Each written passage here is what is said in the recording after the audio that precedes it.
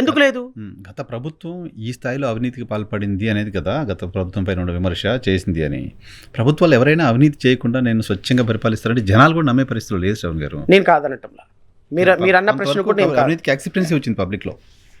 I'm sorry to say, అవినీతికి acceptancy వచ్చేసింది పబ్లిక్లో కొంతవరకు. సో అవినీతికి యాక్సెప్టెన్సీ వచ్చేసింది అని చెప్పి ఎవరు తినట్లేదు? అంతకుముందు జగన్ తినలేదా? అంతకుముందు చంద్రబాబు తినలేదా? ఇప్పుడు వీళ్ళు తినట్లేదు. తింటారు అధికారంలోకి వచ్చినప్పుడు, ఏంటి తప్పు అనే పరిస్థితికి వచ్చేసారు. మరి అవినీతి జగన్ చేశాడు, మరి అవినీతిని అరికట్టాలి, జైల్లో వేస్తారని చెప్పి కదా మీరు అధికారంలోకి వచ్చింది. మరి మీరు చెప్పిన అధికారం, మీరు చెప్పినటువంటి మాట నిలబెట్టుకోవాలి కదా. 3,500 కోట్లు అవినీతి తేల్చారు లిక్కర్ స్కామ్లో, చాలా ఉన్నాయి లిక్కర్లో. మరి ఏంటి జగన్ అరెస్ట్ చేయలేదు?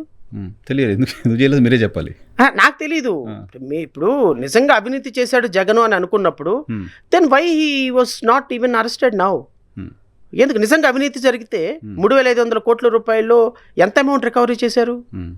చట్టం తన పని తాను చేసుకోబోతుంది, టైం పడుతుంది కదా. కొంతమంది అరెస్ట్ చేశారు, తాను చేసుకుపోతుంది, నేను కాదనటంలా. ఇప్పుడు పవన్ కళ్యాణ్ గారు చెప్పిన మాటలు కానీ, చంద్రబాబు నాయుడు గారు చెప్పిన మాటలు కానీ, నారా లోకేష్ చెప్పిన మాటలు కానీ, వీళ్ళ ముగ్గురు కూడా మేనిఫెస్టోలో చెప్పినటువంటి 143 హామీలు, అవినీతి లేని రాజ్యాన్ని సృష్టిస్తాం, అవినీతిని అంతమొందిస్తాం, అవినీతి చేసిన మంత్రులని, ఎమ్మెల్యేలని, ప్రజాప్రతినిధుల్ని రోడ్డు మీద బట్టలు ఉడదీసి నిలబెడతాం, ఈ రాష్ట్రంలో కొత్త సంపదను సృష్టిస్తాం, సంపదను సృష్టించి ఇంతకంటే ఎక్కువ సంక్షేమ పథకాలు ప్రజలకు అందిస్తాం, రాష్ట్రంలో పెట్టుబడుల వరదను ప్రవహించేటట్టు చేస్తాం, రాష్ట్రంలో ఉపాధి కల్పన చేస్తాం, రాష్ట్రంలో అసలు రాష్ట్రం సస్యశ్యామలం అయ్యేటట్టు ఆంధ్రప్రదేశ్ రాష్ట్రాన్ని భారతదేశంలోనే అత్యున్నతంగా నిలబెడతామని చెప్పారు మాటలు కదా. అవన్నీ ఉత్తమ మాటలా? అవన్నీ అబద్ధాలా? అవన్నీ కేవలం ఓట్ల కోసం చెప్పిన మాటలా? అవన్నీ గత ప్రభుత్వం మీద బురద జల్లేటువంటి కార్యక్రమాలా?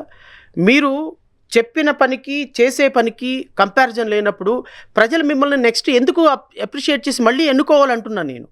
ప్రజలకు మీరు ఇచ్చినటువంటి మాట తప్పితే మీరు ప్రజలకి మోసం చేసినట్టు కాదా? ఇప్పుడు మీరు ఒక మాట అన్నారు, చాలా బాధాకరమైనటువంటి మాట, ఖండించాల్సిన మాట. అవినీతికి రాష్ట్ర ప్రజలు ఆమోద ముద్ర వేశారు శ్రవణ్ గారు. అవినీతి చేయడానికి ప్రజలు అంగీకరిస్తున్నారు.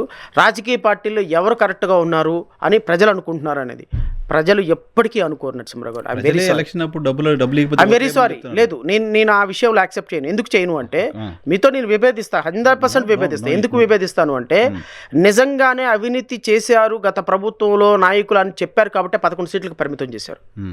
ప్రజలు అంత తెలివి తక్కువ అనుకో. కాకపోతే ప్రజలకు ఉన్నది ఒక బ్యాడ్ ఏంది అంటే షార్ట్ మెమరీ.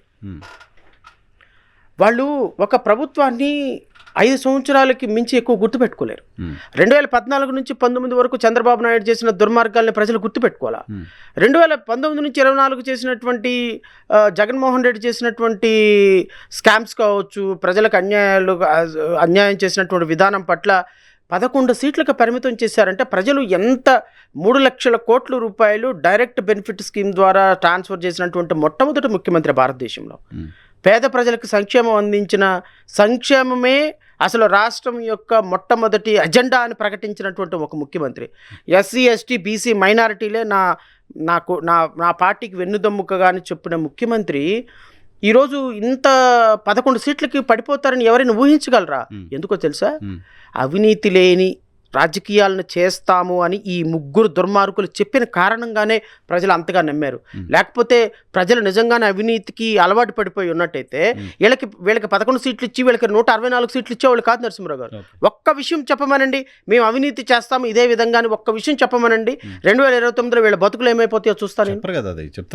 నేను అనేది ఏంటి అంటే ప్రజల యొక్క వీక్నెస్ని, ప్రజల యొక్క నమ్మకాన్ని, ప్రజల యొక్క ఆశల్ని, ప్రజలు మీ మీద పెట్టుకున్న నమ్మకాలని ఈరోజు తొంగలో తొక్కి ఎంత సంపాదించాము అంటే నారా లోకేష్ ఇంకొక 1000 సంవత్సరాలకు సరిపడా సంపదను సృష్టించేసేసి పవన్ అంటే లంచాల ద్వారా వాళ్ళ పార్టీకి ఎంత అంటే నెక్స్ట్ ఎలక్షన్లో 10,000కి 20,000కైనా సరే ఒక ఓటు 20,000కైనా 10,000కైనా కొనుక్కోగలిగిన స్థాయికి సంపాదించినటువంటి సంపద రాష్ట్ర ప్రభుత్వం సంపాదించేసుకుంటుంది. ఎందుకు చెప్పినా 29లో వస్తామో నమ్మకం లేదు. ఒకవేళ రాలేకపోతే ఇక ఈ రాజకీయాల్లో మనం ఉండలేము. మళ్ళా జగన్మోహన్ రెడ్డి గారి అధికారంలోకి వచ్చాడా, ఇక ఈ రాష్ట్రంలో తెలుగుదేశం పార్టీకి సంబంధించిన జెండా పట్టుకోవటానికి కూడా పసుపు చొక్కా వేసుకోవడానికి కాదు కదా, కూరలో పసుపు వేసుకోవడానికి ఆ పసుపును పట్టుకోవాలన్నా గజ గజ గజ వణికిపోయే స్థితికి తీసుకొస్తాడు జగన్మోహన్ రెడ్డి గారు. అంత భయపెడుతున్న జగన్మోహన్ రెడ్డికి ఎందుకు ఓట్లు వేస్తారు జనాలు? ఎవరు వేస్తారు? ఎందుకు? అంతకంటే దారుణంగా మీరు ఇప్పుడు భయపెడుతున్నారు కాబట్టి. అంతకంటే దారుణంగా మీరు ఇప్పుడు ఈరోజు ఆ వైఎస్ఆర్సీపీ నాయకుల్ని భయభ్రాంతులకు గురి చేసి పల్లెటూరులో ఊళ్ళూళ్ళు ఖాళీ చేపిస్తున్నారు కాబట్టి. అంతకంటే భయంకరంగా మీరు రెడ్ బుక్ అమలుపరిచి 97 పేజీలు ఇంకా రిమైనింగ్ ఉన్నాయి, 3 పేజీలు అయితేనే మీరు ఈ విధంగా చేస్తారా, ఇంకా 97 పేజీలు ఉన్నారని భయపెడుతున్నారు కాబట్టి. చరిత్రలో ఎప్పుడు లేని విధంగా ఐపీఎస్ ఆఫీసర్ని, ఐఏఎస్ ఆఫీసర్లని మొత్తానికి జైల్లో వేసి ఒక్కొక్కరిని 2 సంవత్సరాల పాటు జైల్లోనే మగ్గేటట్టు చేస్తున్నారు కాబట్టి. వ్యవస్థలన్నీ మీ గుప్పెట్లో పెట్టుకున్నారు కాబట్టి. 60,000 ఎకరాల ప్రభుత్వ భూమిని దారాదత్తం చేశారు నరసింహారావు గారు. కడుపు తరుక్కుపోతుంది. 60,000 ఎకరాలు. దీనికి ఈ దుర్మార్గుడు పవన్ కళ్యాణ్ కూడా one of the witness. Is the vice chairman SIPP కమిటీకి.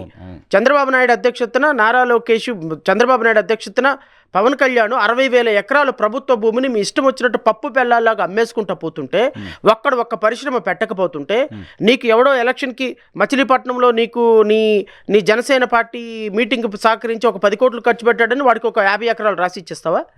విశాఖపట్నంలో ఎవడో నీకు ఒక 20 కోట్ల రూపాయలు ఖర్చు పెట్టాడని వాడికి ఒక 100 ఎకరాలు రాసి ఇచ్చేస్తావా?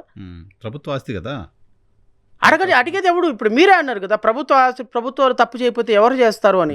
ప్రభుత్వాలు తప్పు చేసి ప్రభుత్వ భూములను తాకట్టు పెట్టుకొని నేను అధికారికంగా ఆధారాలతోటి, అధికారికంగా జీవోలతోటి నేను బయట పెట్టగలుగుతాను. 60,000 ఎకరాల ప్రభుత్వ భూమిని 1,00,000కి 1,50,000కి అమ్మి పడేశారు. అమ్మేశారు. లీజ్ కాదు ఇది.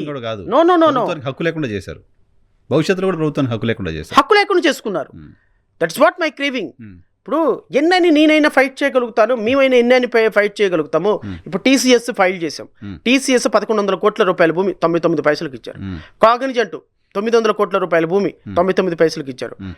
తర్వాత లులుమాలు 1,700 కోట్ల రూపాయల భూమి బోత్ విజయవాడ అండ్ విశాఖపట్నం దూల్చుకుంటే దాన్ని 99 పైసలకు ఇచ్చారు. ఇట్లా రాష్ట్రంలో భూములన్నింటినీ నిన్న ఒక రిలేజా ఒక కంపెనీ, రియల్ ఎస్టేట్ కంపెనీ 29 ఎకరాల భూమి, అది ఇంచుమించు 1,800 కోట్ల రూపాయల భూమి 99 పైసలకు ఇచ్చారు.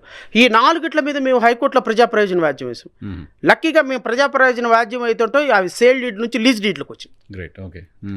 రాష్ట్ర ప్రభుత్వానికి కనీసం నేను రామారామి ఒక 5,000 కోట్ల రూపాయల సంపదని నేను కాపాడగలిగా, ప్రజల భూమిని కాపాడగలిగా.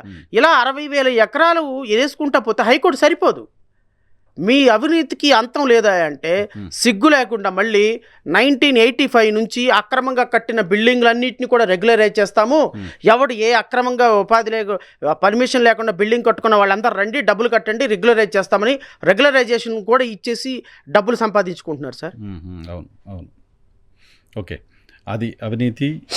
అది ఓకే. అమరావతి గురించి సో ఓవరాల్గా నేను చెప్పేది, రాష్ట్రంలో ఉపాధి లేదు, కంపెనీలు లేవు, సంపద లేదు, అప్పుల కుప్ప, అవినీతిలో పందులు పొరలాడినట్టు పొరలాడుతున్నారు. రాష్ట్ర ప్రజల యొక్క జీవితాలని గాలికి వదిలేశారు. జనసేన, తెలుగుదేశం, భారతీయ జనతా పార్టీ, ఈ 3 దొంగలు రాష్ట్రాన్ని దోచుకోవడానికి దోపిడీ దొంగల్లాగా, అలీబాబా 40 దొంగల్లాగా ఆంధ్రప్రదేశ్ 3 దొంగలు బయలుదేరారు.